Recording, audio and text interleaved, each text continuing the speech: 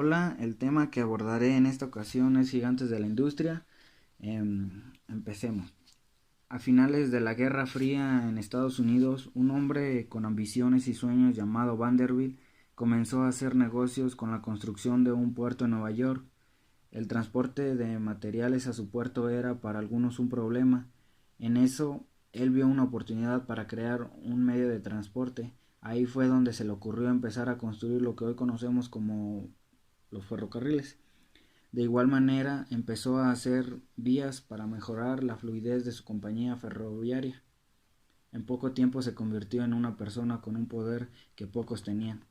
Rockefeller era un empresario de tan solo 27 años. Él se dedicaba a producir queroseno. Algo que pocos sabían era que estaba a casi nada de la quiebra. En eso, Vanderbilt, mejor conocido como el Comodoro, vio una oportunidad para dejar atrás a su competencia y decidió tratar con Rockefeller, transportando su queroseno a gran parte del país. Esto, gracias a Rockefeller, pasó de casi quebrar a producir tanto queroseno que ya ni el Comodoro podía distribuir su mercancía. Entonces, Rockefeller tuvo que acudir a otra línea ferroviaria y al Comodoro esto no le pareció. El Comodoro con su competencia se unieron para acorralar a Rockefeller, amenazándolo de ya no transportar su queroseno. Rockefeller no le iba a dar el gusto y decidió invertir en en varias tuberías para transportar su producto. Al, el plan del Comodoro no le resultó y solo hizo que Rockefeller fabricara el transporte para su empresa, llevándolos muy cerca de la quiebra a él y a otras líneas ferroviarias.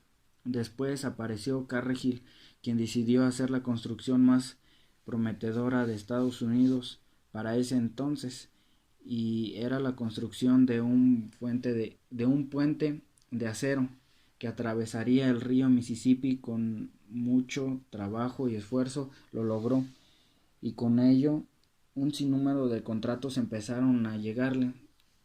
Carnegie decidió hacer su propia industria de acero para cubrir la demanda. Después varias ciudades empezaron a construir edificios con estructuras de hierro que él de acero, que él proporcionaba. Gracias a Carnegie, varias ciudades empezaron a construir, prácticamente o literalmente a tocar el cielo, gracias a los enormes edificios que construían con el acero que antes no podían. Después, eh, su presidente de la industria de Carnegie construyó un club cerca de una represa donde había un pueblito. Culpa de del presidente, eh, que hizo más delgada la barrera de la represa. Un día lluvioso se reventó y después el agua se llevó todo a su paso, incluyendo el pueblo. Entonces Carnegie se sintió algo culpable y decidió hacer varias donaciones y obras de caridad a la nación, construyendo bibliotecas y centros, varias cosas.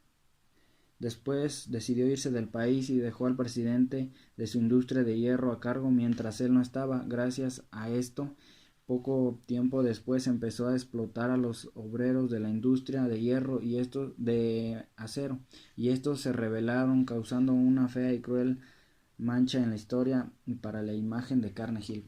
Después tenemos a J. P. Morgan. También quería ser un referente visionario, creando alguna industria que lo catapultara a estar con los grandes como lo era Rockefeller y Carnegie. Contrató a varios científicos porque creía que la ciencia, era el futuro, hasta que llegó a conseguir la primer bombilla. Morgan comenzó a hacer demostraciones de lo que era la electricidad y en poco tiempo ya tenía algunas plantas eléctricas y sin competencia. Pero después El más afectado en este caso fue Rockefeller, ya que si usaban bombillas para alumbrar su queroseno, nadie lo compraría. Ya así que armó, bueno, entonces después armó una serie de acontecimientos o bueno, noticias donde afirmaba que la electricidad era inestable. Sin embargo, como en toda la industria, siempre está la competencia. Morgan no sabía que tenía. Este era Tesla, era una amenaza para ellos, bueno, para Morgan, ya que decía que la CEA daba mejores resultados que la CD, perdón. La CEA es la corriente alterna y la CD es la corriente directa. Hubo una disputa por esta situación. Al final Morgan salió victorioso usando las enseñanzas de su padre. Sin embargo, se acercaban las elecciones y un candidato a la presidencia les declaró en pocas palabras la guerra. Rockefeller, Carnegie y Morgan se sintieron amenazados y decidieron dejar a un lado sus diferencias para comprar al gobierno, en este caso poniendo en el poder a un hombre que ellos pudieran manejar a su antojo.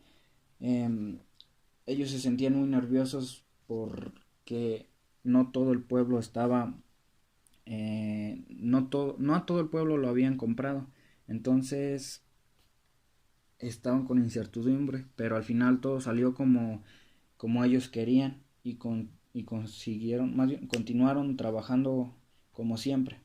Después Morgan, que siempre fue un visionario inconforme, que siempre quería tener más y más, decidió comprar la industria de acero de Carnegie.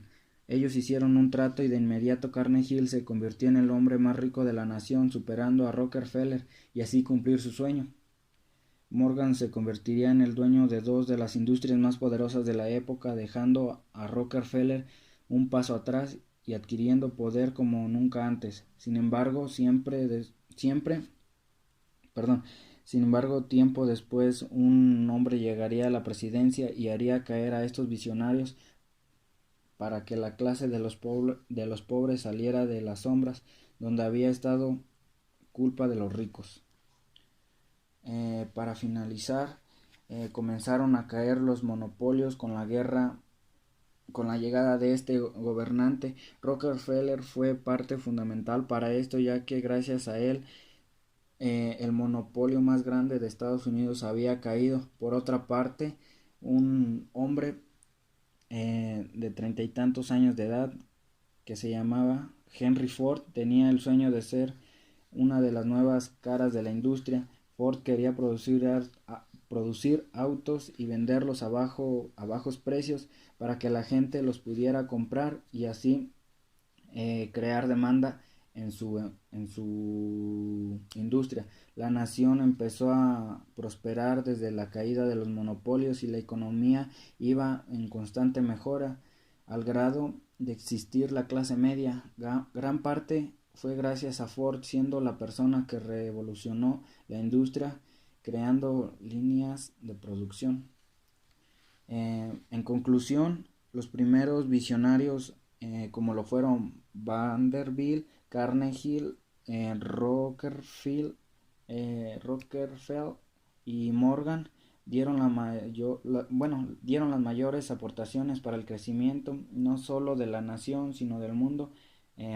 Esto nos queda de experiencia que en la industria para seguir en la competencia siempre tienes que estar innovando e inventando, porque la industria es como una carrera que si no sabes manejar, tarde que temprano te quedarás atrás. Pues esto sería todo y gracias.